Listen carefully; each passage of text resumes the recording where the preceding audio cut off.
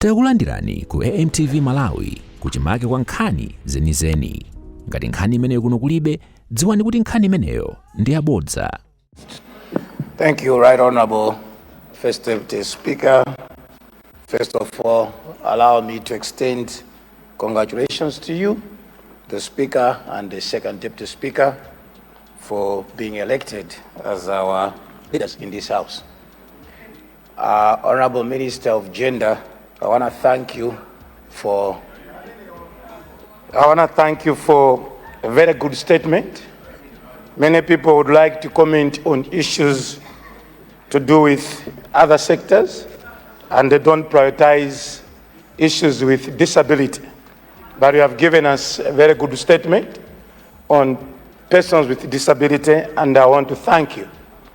You have also highlighted quite a number of affirmative actions that the ministry is doing, which is commendable. I would like, therefore, want to extend and ask if indeed the affirmative action would go and ensure a right to education is indeed achieved.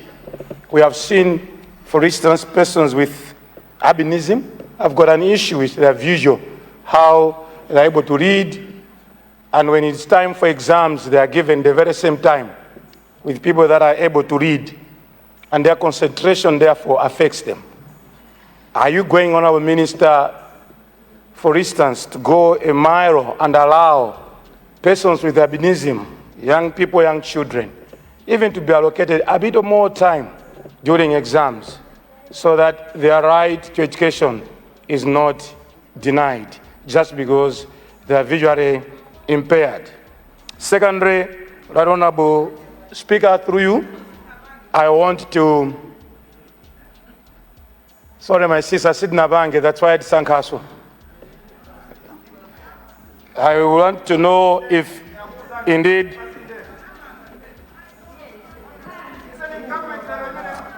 Honor members to my right, allow me to listen from Doha East in silence.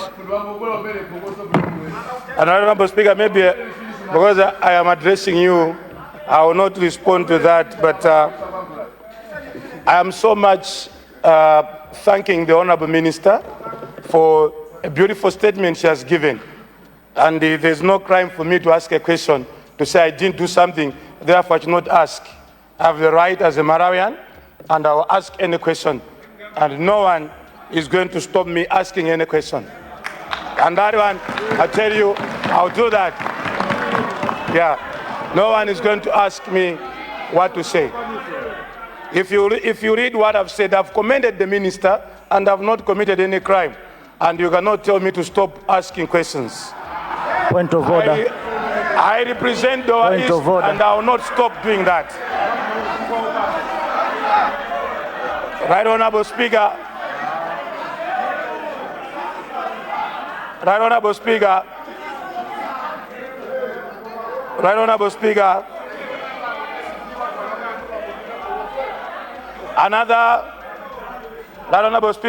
affirmative action I would like to know from the Honorable Minister, adding from what, if there will be indeed an affirmative action in recruitment.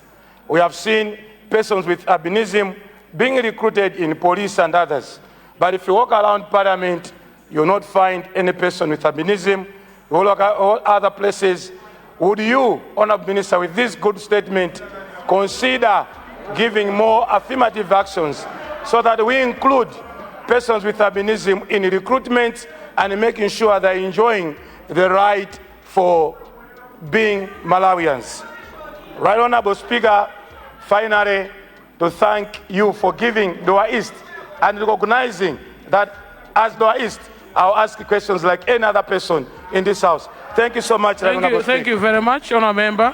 Mwanza Central. Mwanza Central. I see the leader is standing. Point of order. Okay. Thank you very much. Second. Point of order. Point of order.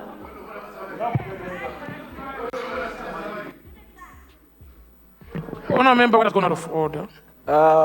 Yes, the minister gave the statement, but it is not yet circulated. So some of the information that she presented, we are unable to put them together. So wanted it, if she can do it so that we contribute it for the sake of some of our friends who are just joining us. Thank you. Taken. Honourable member for Rumpi East. Is that another point of order? Yes, Honourable. Okay. Thank you, Deputy Speaker, sir. Is it in order that the member just asking the Minister of Gender now from Doha? Point of order cannot reflect on a member who did not make any statement. The honourable member in question from Doha, was that Doha East? Yes. Was only asking a question, did not make any statement. No, the question, he pointed out that in the minister's statement, she didn't mention on how to promote people with albinism to be part of this house. So is it in order that they had a member who was campaigning under the party, he's of an albinism, but they didn't support that member to retain Thank you very much. Is it in order? Thank you very much. That point of order is not sustained.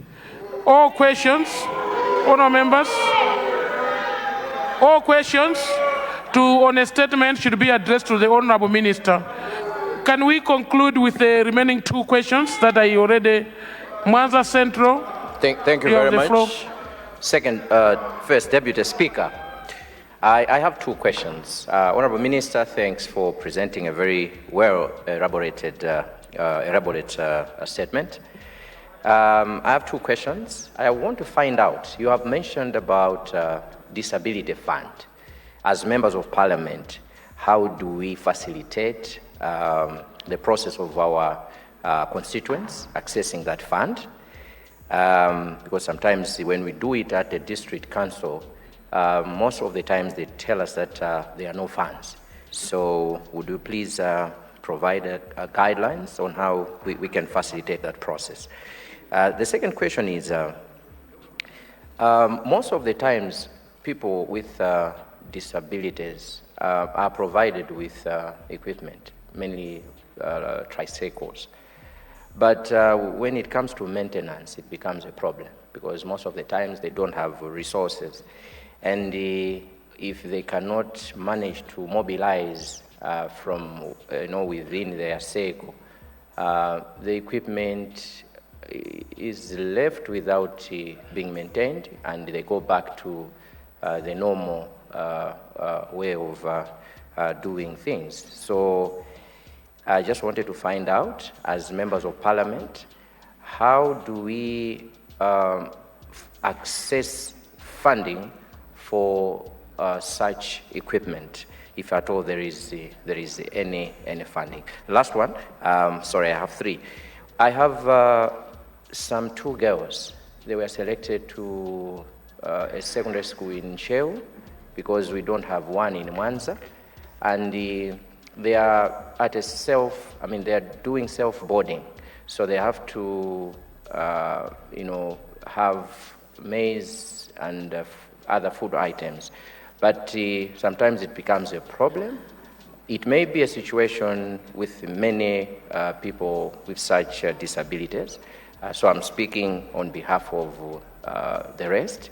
Is there any provision in your ministry or that we can access from our councils to assist such students, because they are suffering? Sometimes they don't go to school because their parents cannot afford to provide food for them as they go to school.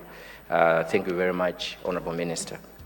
Thank you very much, Honourable Minister. Osaiwala kupanga subscribe ku channel ya AMTV Malawi.